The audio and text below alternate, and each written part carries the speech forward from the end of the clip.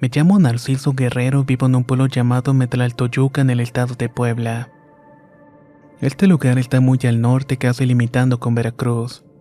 Lo que voy a contar me sucedió allá por el año de 1944 cuando tenía 30 años. Siempre he vivido en ese pueblo y cierto día que estaba con unos amigos del barrio me platicaron que iban a salir de pesca. Era tiempo del langostino, que por acá se le conoce como callamas. La tarea consistía en ir en la oscuridad y colocar las trampas en el río. Esas trampas las llamamos nazas y son como una esfera de alambre forrado con tela de mosquitero. Por una boca es por donde entra la camalla. Las trampas tienen un diámetro de 60 centímetros aproximadamente. Nos pusimos de acuerdo ya que llevaríamos cosas como pan, un poco de café, aguardiente y cigarros para amenizar la desvelada. Así como unos tomates, cebollas y una cacerola para preparar nuestra cena con un buen caldo de las primeras acamayas que cayeran. Desde esa vez siempre empecé a ir con ellos. Siempre nos iba bien y traíamos hasta 6 o más kilos de acamayas cada quien. Cada vez que tocaba nos poníamos de acuerdo y íbamos una vez por semana. Siempre le dije a mi hermano y le platiqué de nuestras salidas y me preguntó si podía ir con nosotros. Tenía que consultar con mis amigos y esa misma tarde aceptaron. «Tráete el canijo», me dijo uno de ellos. Nos pusimos de acuerdo para salir al día siguiente y como siempre nos fuimos a eso de las 3 de la tarde, ya que teníamos que irnos caminando hasta el río por un camino bastante feo. La vereda era muy angosta y el suelo estaba lleno de rocas y nopales espinosos. En aquel tiempo y hasta la fecha había mucho ganado por ahí y se ven las marcas de las vacas. Ya calculábamos irnos a una hora para que nos diera chance de llegar con la luz del día. Además porque teníamos que llegar a buscar un buen lugar para poner las trampas, ponerle las carnadas de huesos y retazos de pellejo que habíamos comprado en la carnicería. Por eso había que encontrar el estero del río y un brazo donde el agua estuviera quieta y calmada. Ahí es donde hacen su hábitat las acamayas. También teníamos que encontrar el lugar perfecto para pasar la noche. Tenía que estar relativamente cerca del estero y con leña seca disponible para hacer una fogata. En fin, era toda una tarea estratégica. Ya habíamos hecho todo hasta puesto el café en el fogón, pero esa vez fue diferente. Mi hermano iba de pesimista y empezó a fregar diciendo que mejor no hubiera ido. Que tenía sueño y que a lo mejor no íbamos a atrapar nada. Todas esas cosas terminaron fastidiando a todos, incluido yo. Hasta que un amigo dijo: «Ese cabrón ya nos echó la sal». Eran como las 9 de la noche cuando nos tocó ir a revisar las trampas. En todas había uno o a lo mucho 2 acamayas. Algunas estaban vacías y la segunda vez que revisamos mi hermano ya no nos quiso acompañar. Prefirió quedarse en la fogata sentado a esperarnos. Fuimos a revisar las trampas por segunda vez y nada más habían quedado otras 2. A la hora volvimos a revisar pero tampoco encontramos nada. Hace mucho logramos atrapar unos 6 langostinos. Regresamos a la fogata y ya desanimados mi amigo agarró los animales y este los aventó contra el agua diciendo muy molesto: «De haber sabido no hubiéramos traído el mocoso. Ya valió madres. Ya será otro día ya que aquí no se viene a hablar de tonterías. Se trata de venir positivamente». La cosa es que ni siquiera pudimos cenar ya que en otras ocasiones para ese momento ya llevábamos las suficientes hasta para llevarnos a nuestras casas. Nos sentamos frente a la fogata y ahí empezó todo. De pronto se escucharon unos brujidos y bramidos a lo lejos, pero se escuchaban como si se tratara de un oso o un animal muy grande. Eso nos dio miedo y nos pusimos nerviosos porque fuera lo que fuera claramente se estaba acercando. «Vámonos a la fregada», dijo el amigo y agregó: «Ya que no pudimos llevar acamayas, de perdida vamos a pasar a robar elotes a las parcelas del arroyo seco, lugar que quedaba de paso en nuestro camino. No quisimos quedarnos a averiguar qué eran esos bramidos, así que agarramos nuestras cosas y nos fuimos inmediatamente. Caminamos hasta que llegamos a un lugar completamente en calma donde todo era silencio y solamente se escuchaban los cantos de los grillos. La noche estaba muy espesa y más por las sombras de los árboles frondosos del camino. Seguimos andando y cuando llegamos al arroyo seco nos detuvimos y nos metimos a una parcela para cortar elotes. Deshojamos unas mazorcas y llenamos los costales y salimos de la parcela y seguimos caminando. Yo calculo 1 kilómetro, unos 20 minutos caminando aproximadamente. Allí un amigo se detuvo y todos nos paramos porque íbamos por una parte de la vereda donde apenas cabe una persona. ¿Qué creen? Se me olvidó el arpón. Ahora voy a tener que regresar a traerlo, dijo algo desesperado. Ya mañana vienes por él, le dijo mi hermano, pero mi amigo no le hizo caso. Se regresó y como eran más mis amigos que de mi hermano, lo acompañé mientras los demás nos esperarían sentados con sus costales en medio de la vereda. Casi llegábamos al lugar cuando mi compañero se detuvo otra vez y me dijo: ¿Qué es eso? ¿Lo viste? Es el diablo. Volteé y en medio del camino estaba sentado un perro negro muy grande de perfil. Medía más de 1 metro y aún no nos había visto. En eso mi amigo lo aluzó con su lámpara de luz amarilla y en ese instante el perro volteó y se nos quedó viendo violentamente. Juro que le brillaban los ojos como un par de brazos ardientes. Nos quedamos paralizados del miedo y por una pesadez que nos cayó sobre los hombros. Estábamos muy desconcertados y en eso el can se levantó, dio la vuelta y se metió entre los montes hasta desaparecer. En ese rato buscamos y buscamos el arpón en el lugar exacto donde lo había dejado, pero no estaba por ningún sitio. Hasta que lo logramos ver en una rama de un árbol y estaba colgado ahí unos metros de nosotros. Mi amigo lo agarró y nos fuimos caminando a paso veloz y apenas llevábamos una pequeña distancia cuando escuchamos unos rugidos. No sé distinguirlos, pero insisto, me sonaba como si fuera un oso o un animal mucho más grande. El sonido no paraba y lo único que pudimos pensar fue que el perro venía tras nosotros.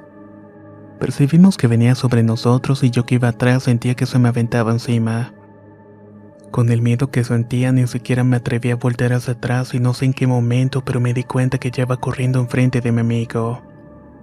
No sé si le brinqué por encima o lo rebasé por un lado, pero seguimos corriendo sin pensar hasta llegar a una subida donde nos paramos para pasar una tranca en el camino.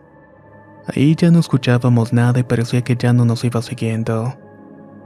Eso sí, estábamos muy espantados. Finalmente llegamos con los demás amigos y nos reclamaron porque habíamos tardado demasiado. Como dije al principio, eran más o menos 20 minutos de caminata, pero nos habíamos hecho 1 hora aproximadamente. Platicamos todo lo ocurrido y pensándolo no supimos explicar cuánto tiempo nos quedamos paralizados por el perro.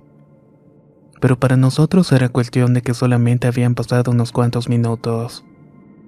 Entonces los compañeros nos preguntaron si no nos habíamos topado con unos vaqueros arriando ganado, ya que los acababan de escuchar pasar en esa dirección de donde veníamos. Por eso pensaron de que nos habíamos tardado tanto. Ellos se habían escondido en la orilla entre el monte porque a esas horas nadie arrea ganado, al menos de que sean cuatreros. Esos hombres que se roban ganado por las noches. Y he sabido que si ven a alguien que los pueda acusar, lo golpean o lo matan para que no dejen testigos. Se escondieron un buen rato y en ese lapso escucharon que aventaron la tranca y chiflidos y gritos de los vaqueros del ganado. Estuvieron esperando que pasaran los supuestos cuatreros, pero nunca pasó nada. Llegamos nosotros y confirmamos que nunca vimos nada. Cabe decir que no hay ninguna desviación por ese sitio. A fuerza tenían que pasar por ahí y toparse con nosotros. Ya bastante asustados agarramos para el pueblo platicando todo lo que nos había pasado y recordando todas las historias de la gente asesinada por esos caminos. Algunas datan desde el tiempo de la revolución hasta nuestras fechas. Y se dice mucho que por ese lugar andan las ánimas penando. Nunca supimos si ese perro había sido un nahual o el mismo diablo, pero dicen que allí en el arroyo seco sale mucho el diablo. También cuentan que hay dinero enterrado y que por eso se aparece por allí. Lo único que sabemos es que fue una noche donde nos pasaron muchas cosas que nunca habíamos vivido. Al otro día vino un señor llamado Clemente a mi casa que porque se había enterado de que se nos había aparecido el diablo y me había preguntado si era cierto. Le conté lo que habíamos visto y me comentó algo que me dejó pensando. Me recomendó que debía curarme de espanto y que debía barrerme con una veladora y prendérsela a la Virgen María. Según él, se nos apareció el perro porque estaba siguiendo a mi amigo porque es bien maldito y que debe varias calaveras, ya que al parecer antes trabajó con un señor adinerado acá del pueblo. También me dijo que había sido un pistolero con algunas cuentas ocultas, que por eso se nos había aparecido el diablo. Nunca hice caso de barrerme, pero después me enteré de otra versión, porque tal parece que los vecinos también lo conocían. Supuestamente él era un nahual, pero también dicen que era bien maldito. Hasta la fecha todavía vive, pero en otro rancho como unos 30 minutos de aquí. Dicen que allá se dedica a sobar huesos, pero desde aquellos tiempos dejé de juntarme con él, y nunca más volvimos a ir a la pesca de camayas.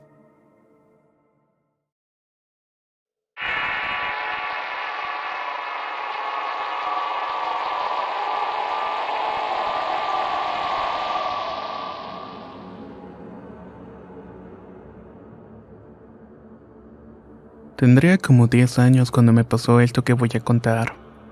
Estaba recogiendo mi cuarto y por alguna razón el ambiente se sentía pesado.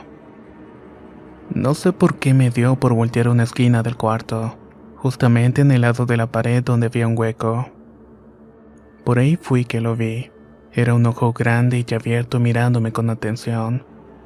Me dio miedo, pero me empecé a reír y dije en voz alta: Adrián, no me estés espantando. Pero casi salgo corriendo.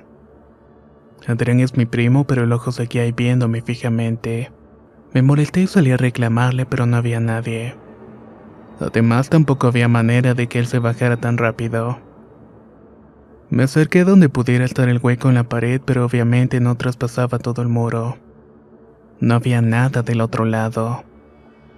Me volví a meter y ahí estaba el ojo y simplemente era redondo, sin rostro y me estaba viendo y girando con desesperación. Me seguía con su mirada y salí y entré como 4 veces para corroborar lo que estaba viendo hasta que no pude más con el miedo. Así que terminé bajando lo más rápido que pude. Entré a la casa de mi abuela que estaba vacía y luego fui con mi primo ya que se iba a la prepa y le conté lo que me había pasado. No quiso al principio, pero lo terminé convenciendo y subió también para ver al ojo. Se quedó sin palabras y me preguntó si estaba tratando de jugarle una broma. Creo que para ese punto no se había dado cuenta que estaba muerta del miedo. Salimos 2 veces para cerciorarnos de que no hubiera huecos en la pared, pero no había nada. Como rayos estaba ese ojo solitario en el muro. Sacados de onda agarramos un alambre y lo picamos. Parecía gelatinoso como cualquier cuerpo ocular. Además pareció que se había lastimado pues se movía con mal desesperación. Salimos corriendo y no entré a mi cuarto hasta que llegó mi mamá como 3 días después, ya que ella trabajaba en seguridad privada y había tenido que doblar turnos. Cuando entramos al cuarto revisamos pero no había nada. Eso sí, se lograba percibir un olor como quemado. Actualmente tengo 18 años y ya no vivo ahí, pero mi primo sí. Dice que hay ocasiones en que ve pasar a una abejita por donde era mi cuarto. Que cuando esto pasa deja un olor a carbón quemado. También en ese cuarto pasa que los niños que se duermen solos ahí se despiertan cuando están solos. Siempre llorando y con mucho miedo. Ya casi no voy para allá y no supe nada más acerca de ese ojo. Lo más cercano es que una vez los vecinos estaban contando que hace muchos años atrás los pobladores habían quemado una bruja cerca de un árbol.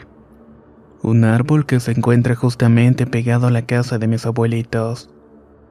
Mi abuela dijo también que en ese hueco de la pared llegó a ver una mano muy delgada y arrugada. Pero bueno, esta ha sido mi experiencia. Muchas gracias por escucharme.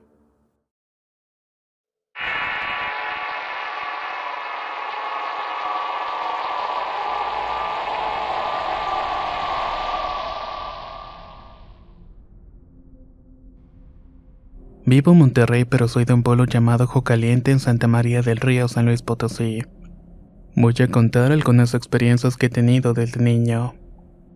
La primera vez tenía unos 6 años allá en el pueblo en 1989.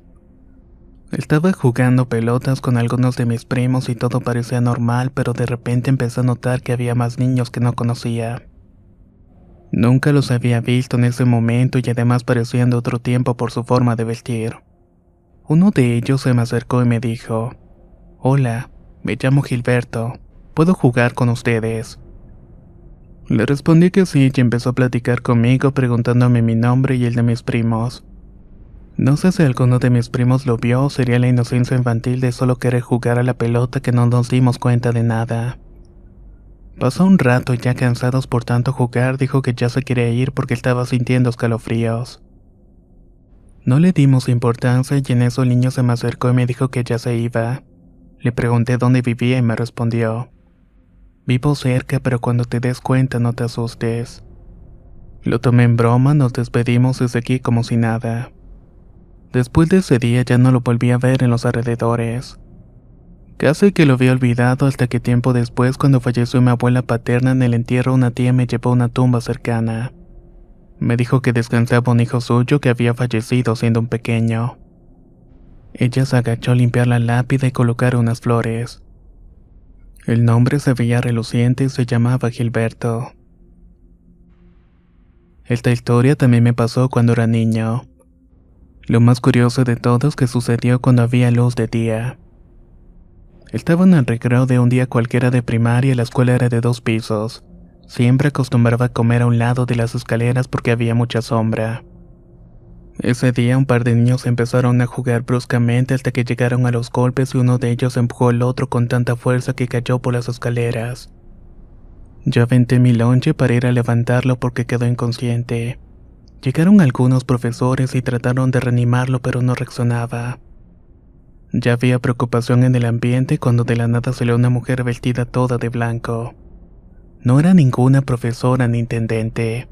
Ella posó sus manos sobre el niño y dijo con una voz profunda y dulce: él va a estar bien, no es tiempo de que se vaya.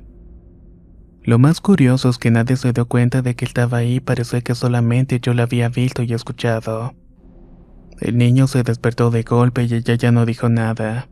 Solo se me quedó viendo y todos nos alegramos porque el compañero había vuelto en sí.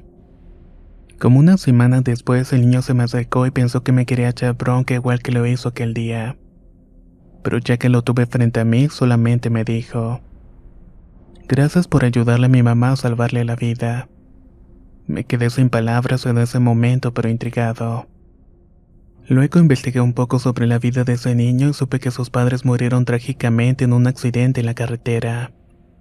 Él jamás los volvió a ver, pero parece que nunca dejaron de cuidarlo. Seguimos la vida, crecimos y nos tocó ir a la misma secundaria. Nos hicimos amigos y me comentó que él seguía viendo a sus padres, así como a otras personas que no eran tan buenas. Ya estaba en la adolescencia, pero seguía teniendo mucha inocencia. En aquel tiempo no había internet y a los niños no les vendían revistas para adultos, ni cigarrillos, alcohol o otras cosas. El que conseguía algo era porque sabían dónde lo tenían sus padres.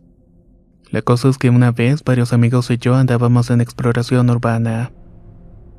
Todos íbamos montados en nuestras bicicletas yendo de un lugar para otro. El pueblo tampoco era tan grande, así que no había muchas casas abandonadas, pero sí había una en especial que estaba a las faldas de un cerro y que tenía mucho tiempo sola.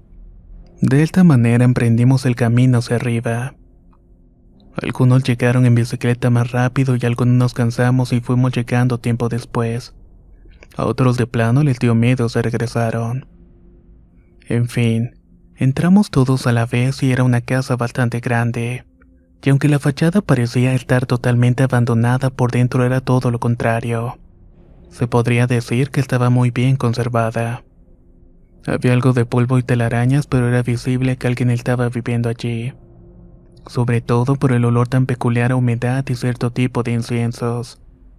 De repente alguien me dijo: mira, mira, ahí hay algo que parece caro. Hay que llevarlo con nosotros.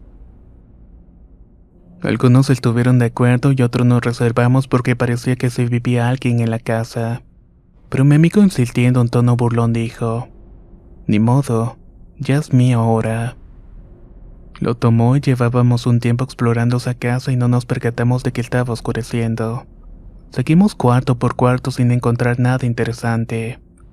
Ahí fue que otro amigo comentó: ¿cómo es posible que alguien viva sin radio o televisión? Y miren, los periódicos tienen fechas de los años 50. Su observación me alertó un poco, pero seguimos avanzando, subimos al segundo piso hasta que alguien ya sugirió que nos fuéramos porque ya estaba completamente de noche y no traíamos linternas. La verdad es que todos estábamos asustados, pero aún así continuamos recorriendo toda la casa. En ese momento alguien sacó un encendedor que le robó su papá junto con otros cigarros. Para esto habíamos visto una vela en el piso de abajo y me tentó ir por ella. Al encenderla el terror era evidente en nuestros rostros. Cruzamos las miradas y la mayoría se moría del miedo. Menos un compañero que dijo: «Vayan, yo me quedo de guardia y les aviso si viene alguien». Ahí se quedó en la escalera y los demás empezamos a recorrer habitación por habitación, pero todas las puertas estaban cerradas menos una. La abrimos y esa habitación estaba totalmente limpia con los muebles impecables, eran muy antiguos. La luz de la vela dejaban ver fotografías colgadas en la pared de distintas épocas, tanto antiguas y modernas. Eran gentes solas, parejas y familias que conocíamos. Fue algo espantoso e incomprensible al mismo tiempo. Estábamos confundidos cuando de repente el amigo que se había quedado en las escaleras gritó: «Aguas, se viene alguien que viene subiendo el cerro en un caballo. Viene a todo galope, es mejor que nos vayamos». Antes de que pudiéramos reaccionar, el jinete ya estaba fuera de la casa. ¿Cómo había subido tan rápido en pocos segundos? Nos quedamos paralizados unos minutos, pero al apagarse la vela reaccionamos. En eso llegó nuestro amigo que estaba de guardia apurándonos a irnos porque el hombre ya estaba por entrar a la casa. Corrimos, pero al llegar a la escalera él ya estaba ahí parado. No se le veía el rostro y parecía no tocar el suelo, además de que estaba vestido todo de negro.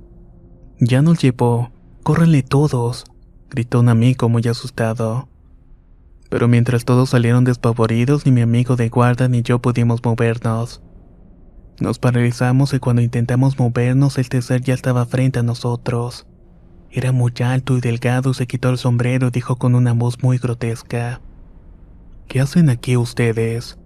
Mi amigo sin temor le contestó: «Nada, solo pensamos que nadie habitaba esta casa y decidimos entrar». Yo sinceramente no podía ni hablar de la impresión. Entonces le vimos su cara y no era nada espectral, sino más bien pálida y triste. Se nos quedó viendo fijamente a los ojos y dijo melancólicamente: «Ya sé por qué no me tiene miedo.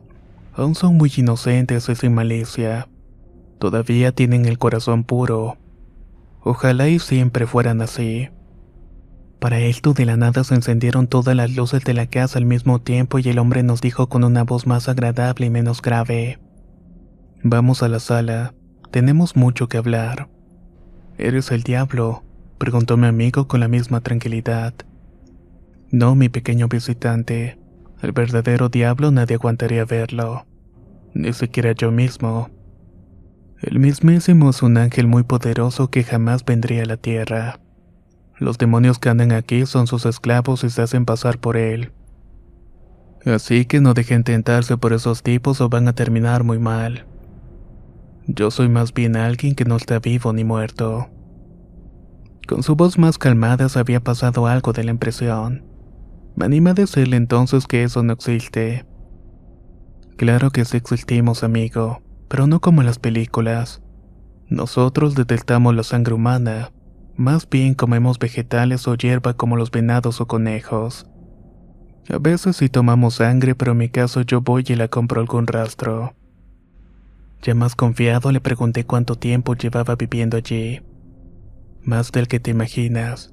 Vi crecer a los papás de tus abuelos y a tus abuelos y a tus papás. ¿Por qué no estás viejo? Nosotros no lo hacemos. ¿Crees en Dios?». «No mucho, pero espero que algún día termine con mi martirio. Estoy harto de vivir tanto tiempo». De repente aquel hombre misterioso dijo: «Bueno, mis amigos, se les hace tarde y ya escucho a sus padres que los andan buscando. Me dio gusto que platicaran conmigo. Tenía 100 años sin contacto humano. De verdad se los agradezco, pero por favor nunca vuelvan a buscarme». En ese momento nos sentimos mareados y en un abrir y cerrar de ojos aparecimos dormidos en uno de los kioscos que estaban en el jardín del pueblo. Ahí quedamos que jamás contaríamos esto porque no nos iban a creer. Hasta el día de hoy que me he animado a contárselos.